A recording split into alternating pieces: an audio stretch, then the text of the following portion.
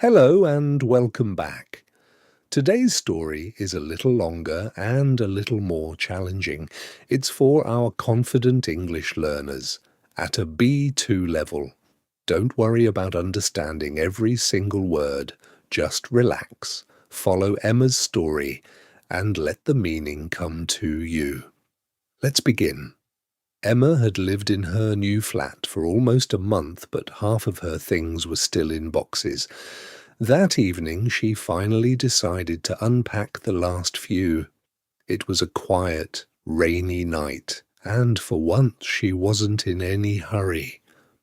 At the bottom of an old cardboard box, underneath a pile of books, she found a small photograph.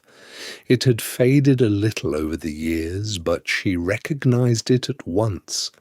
It was a picture of two young women laughing on a beach, their arms around each other. One of them was Emma.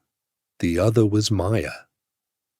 Emma sat down on the floor and stared at the photo for a long time.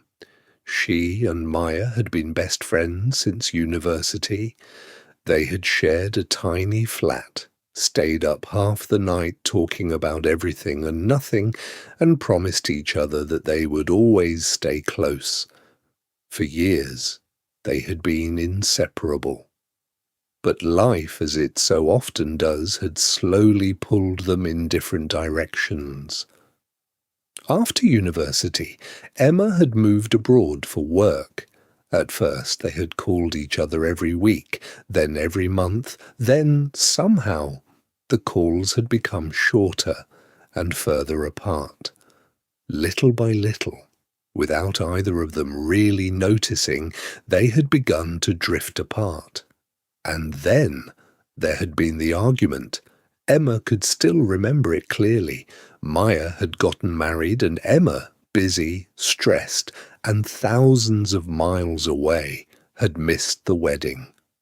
Maya had been deeply hurt. She had said that Emma obviously didn't care about her anymore. Emma, feeling guilty and defensive, had said some things she didn't really mean. They had fallen out badly, and after that, neither of them had reached out. The silence had grown longer and longer until it felt impossible to break.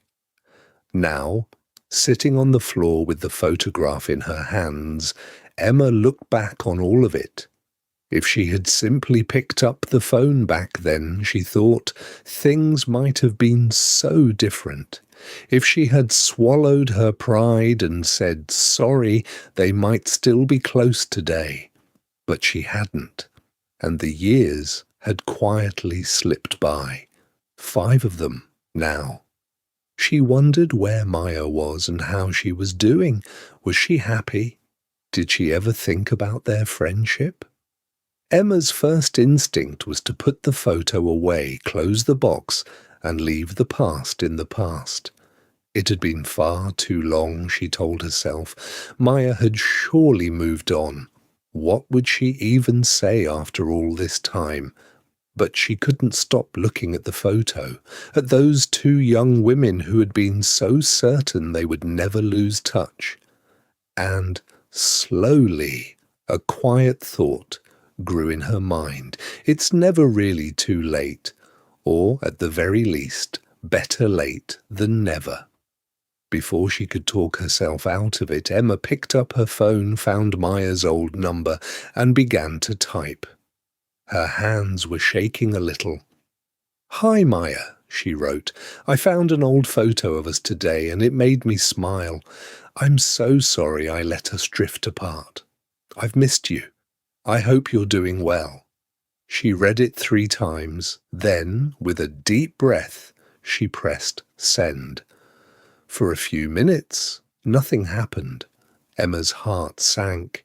Maybe she had waited too long. Maybe some things, once broken, simply couldn't be fixed.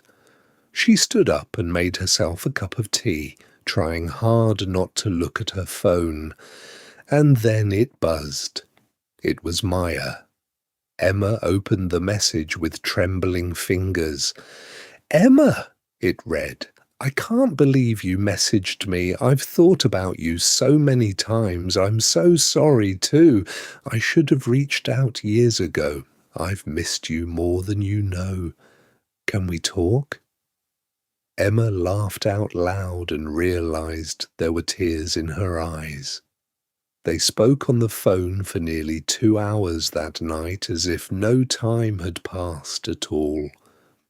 Before they hung up, they had already agreed to meet the following month. As she finally went to bed, Emma placed the old photograph on her bedside table where she could see it.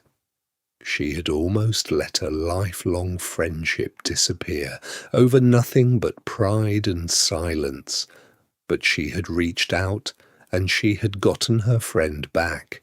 Better late than never, she thought, and she fell asleep smiling.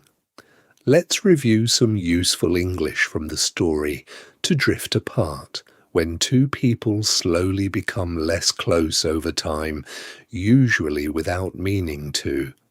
Emma and Maya drifted apart after university, to fall out with someone, to have an argument and stop being friendly. They fell out badly over the missed wedding, to lose touch, to stop staying in contact with someone. As students, they were sure they would never lose touch, to reach out, to make an effort to contact someone, especially to reconnect or to offer help.